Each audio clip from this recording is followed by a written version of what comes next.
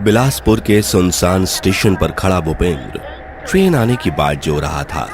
जहां जाड़े के कोहरे ने प्लेटफॉर्म और पटरी को दूर दूर तक अपनी आगोश में समाये हुए था, तब स्टेशन पर अनाउंसमेंट होती है, यात्रीगण कृपया ध्यान दें, सर्दी के कारण आज की सभी ट्रेनें रद्द कर दी गई हैं।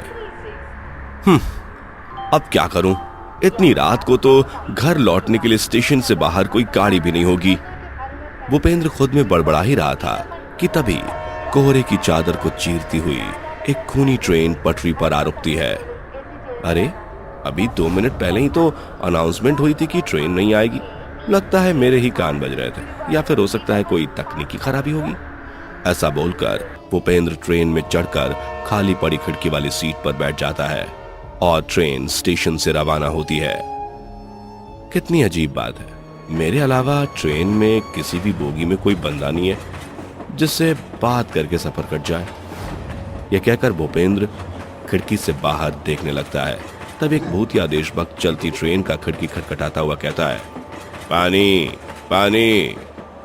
अचानक वह भयंकर भूत हवा की गर्दिशों में गायब हो जाता है और भूपेंद्र गहरी सांस भरते हुए कहता है,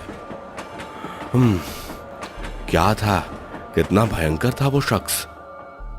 इससे पहले कि भूपेंद्र कुछ समझ पाता, ट्रेन की बत्तियां जलने बुझने लगती हैं और ट्रेन भूतिया देशभक्तों से भर जाती है, जो भूतहास से हंसते हुए कहते हैं,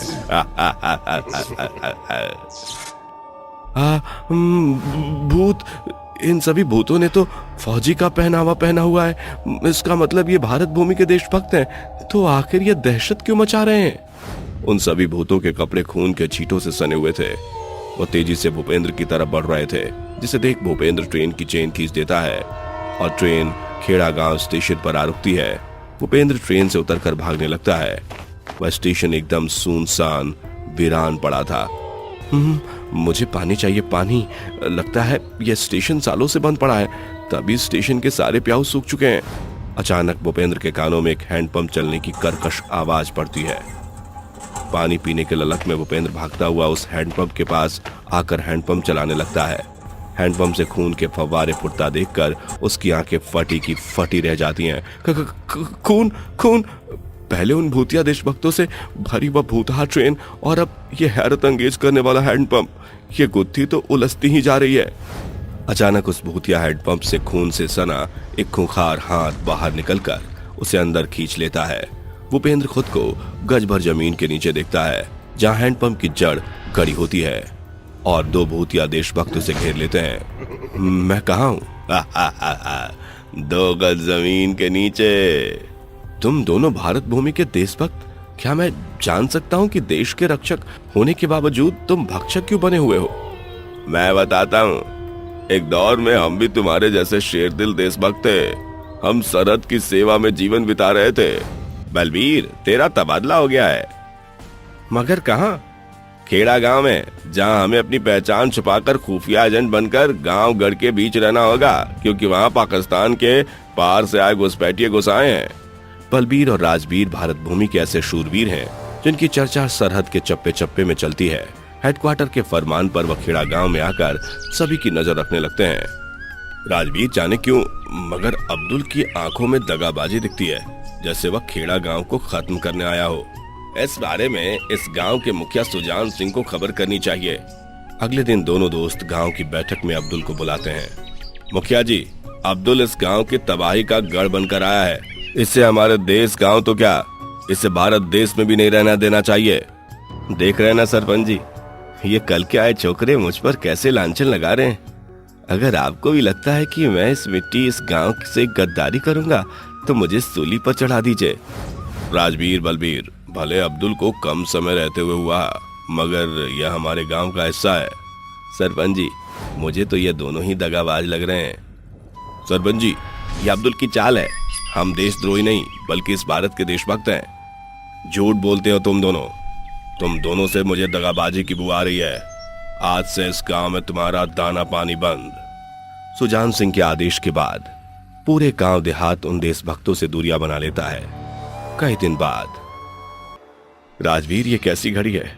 जिस धरती माँ के लिए हम इस गांव में हैं, वहां हमें एक बूंद पानी के लिए भी ललकना पड़ रहा है। कंठ तो मेरा भी सूख गया है बलबीर।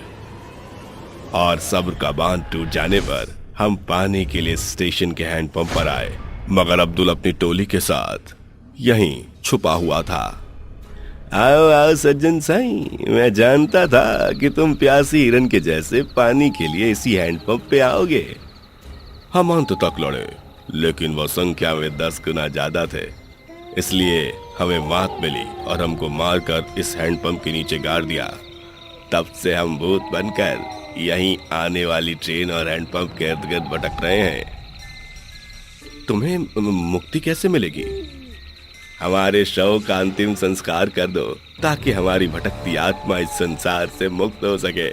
दोनों भूतिया देशभक्त भूपेंद्र को जमीन की गहराई से ऊपर ले जाते हैं, जहां भूपेंद्र रात के उस सन्नाटे के हैंडपंप की जमीन खोदना शुरू करता है, जहां उसे उनकी लाश मिलती है।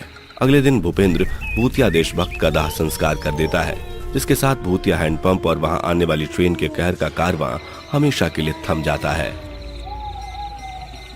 कोहरे की चादर ने पठानकोट स्टेशन को अपने आगोश में समाये हुए था। चारों ओर सन्नाटा ही सन्नाटा था। स्टेशन पर लगे घड़ी में 12 बजने को थे। स्टेशन पर खड़े 2 देशभक्त सिपाही ट्रेन के आने के इंतजार में खड़े होते हैं। यार नरेंद्र, शायद ट्रेन समय सारणी में तकनीकी खराबी आ गई है, जो ट्रेन नहीं आ रही है। अरे नवीन, चिंता मत कर, सर्दियों में ट्रेन का देर सवेर होना लाजमी है। मैं भी तो तेरे साथ सवेरे से स्टेशन पर एक पांव पर खड़ा हूं ना, ट्रेन आती होगी। अभी नरेंद्र ऐसा बोल ही रहा था कि कोहरे को चीरती हुई पटरी पर आ रही ट्रेन की तीखी हॉर्न उनके कानों तक पहुंचती है। देख, ट्रेन आ गई। एकाएक नवीन की नजरें मोटे अक्षरों की लिखावट पर पड़ती है। चांदपुर एक्सप्रेस नाम तो पहली दफा पढ़ा है। अरे किस सोच में डूब गया? इससे पहले कि ट्रेन स्टेशन से रुखसत हो, हमें इसमें चढ़ना चाहिए। सरहद से आए तार में नहीं पढ़ा था तूने? सूरज की पहली किरण के साथ हमें सरहद पर तैनात रहना है। इसी के साथ दोनों दोस्त चांदपुर एक्सप्रेस ट्रेन में सवार हो जाते हैं। ट्रेन के सभी डिब्बे दूर दूर तक वीरान और सुनसान दिखाई पड़ रहे थे। खिड़कियों से आ रही सर्द हवाएं ट्रेन के भीतर से सिया रही थी। यह देखकर नवीन कहता है, नरेंद्र, इस ट्रेन में तो हमारे सिवा कोई नहीं। कहीं हमने इस चांदपुर एक्सप्रेस में चढ़कर कोई बड़ी भूल तो नहीं कर दी? हा हा हा, यार नवीन, तेरे चेहरे की हवाइयां उड़ी हुई हैं। एक देशभक्त होकर तेरे चेहरे पर ऐसा दहशत। एक काम कर, तू सो जा, मैं तुझे उधमपुर स्टेशन आने तक जगा दूंगा। यह सुनकर नवीन आंखें मूंद कर नींद की गहराइयों में चला जाता है। कुछ देर बाद नरेंद्र की आंखों में भी नींद सवार हो जाती है और वह ऊँघते हुए सो जाता है। जिसके बाद चांदपुर एक्सप्रेस ट्रेन के छत से टपक रहे खून के छींटे नवीन और नरेंद्र के माथे पर गिरती हैं, और जैसे ही वह आंखें खोलते हैं, खुद को बादलों के बीच चांद पर देखते हैं। दोनों देशभक्त के चेहरों की रंगत उड़ जाती है। तभी दूर खड़ा एक देशभक्त भूत भैरव कहता है, आ आ आ आ आओ साथियों, इस चांद पर तुम्हारा स्वागत है। हैरत अंगेज ना हो, जिस चांदपुर एक्सप्रेस पर तुम बैठे थे वो धरती के किसी स्टेशन पर नहीं, बल्कि सीधे चांद पर ही आकर रुकती है। तुम तो एक देशभक्त जान पड़ते हो, फिर हमसे क्या चाहते हो और आखिर हमें इस चांद पर क्यों लाए हो? हम सिर्फ तुम्हारी मौत चाहते हैं। हमें मारकर तुम्हें क्या हासिल होगा? तुम्हारी मौत ही हम भूतिया देशभक्तों की मुक्ति का द्वार है। हम तुम दोनों देशभक्त अगर तुम्हें मार दें तो कालिका चुड़ैल हमें जाने देगी। कालिका चुड़ैल कौन है ये? गौर से सुनो, तुम्हारी तरह हम दोनों भूतिया देशभक्त भी एक दौर में भारत भूमि के शूरवीर कहलाते थे। सरहद की बड़ी लड़ाई में फतेह पाकर हम इसी चांदपुर एक्सप्रेस ट्रेन में सवार होकर अपने घर जा रहे थे। एक बार फिर हम देशभक्तों ने घुसपैठियों को हराकर धूल चटाकर अपनी भारत भूमि का सर गर्व से ऊंचा कर दिया है। हम अपने देशभक्त सिपाहियों के साथ जीत का जश्न ही मना रहे थे कि कालिका और उसके काफिरों ने ट्रेन पर हमला कर दिया। एक एक को छल्ले छल्ले कर दो। भैरव, तूने बंदूक की आवाज सुनी क्या? अगली बोगी में लोगों की जान खतरे में है। हम दोनों देशभक्त दौड़ते हुए वहां पहुंचे। सभी यात्री दहशत से जूझ रहे थे। क्या हो रहा है?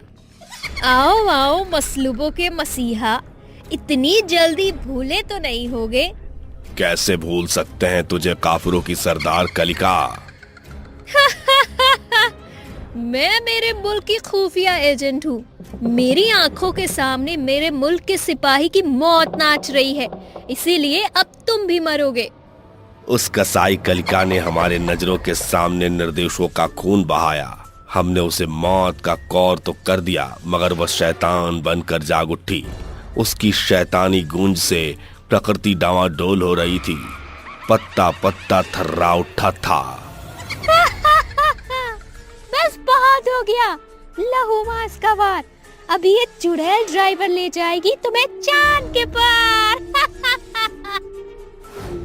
और उस जालिम चुड़ैल ने चांदपुर एक्सप्रेस का रुख मोड़कर उसे धरती से चांद पर ले आई और हमें मार दिया। जब तक हम भूतिया देशभक्त का दाह संस्कार नहीं हो जाता, हम उस चुड़ैल के चंगुल में फंसे रहेंगे। तुम्हारा पार्थिव शरीर कहाँ है? नरेंद्र, सुबह घर छोड़ते समय माँ ने मुझसे कहा था कि आज साल की सबसे बड़ी पूर्णिमा है। इस रात चांद अपनी गर्दिश में होता है। चुड़ैल चांद की चमक से खौफ खाती है। अगर किसी तरह हम इस चुड़ैल को खत्म कर दें तो इस चांदपुर एक्सप्रेस और कलिका का किस्सा खत्म हो जाएगा। दोनों देशभक्त सिपाही भूतिया देशभक्त का चांद पर दफन शौक खोज निकालते हैं। हे भारत माता, अपने भूतिया देशभक्त को अपने आगोश में समेट कर इन्हें मुक्ति दो। उनके ऐसा कहते ही दोनों भूतिया देशभक्त और उनके साथी दीपक बनकर चांद से गायब हो जाते हैं, जिसे देखकर चुड़ैल कहती है, नहीं, ये क्या किया तुमने? हाँ हाँ, कोई बात नहीं। लगता है भारत भूमि की सेवा टहल करके तुम्हारा मन भर गया। कोई भी बात नहीं, ये चांदपुर एक्सप्रेस तुम ही चलाओगे। ऐसा कहते हुए चुड़ैल उन दोनों देशभक्तों के सीने में खंजर भेद कर उन्हें भूत बना देती है। भूतिया देशभक्त भुवन और भैरव की आत्मा को तो मुक्ति मिल जाती है, मगर आज नरेंद्र और नवीन भूत बनकर चांदपुर एक्सप्रेस ट्रेन को चला रहे हैं। आपको क्या लगता है, क्या भूतिया देशभक्त की दहशत भरी चांदपुर एक्सप्रेस कभी रुकेगी या नहीं?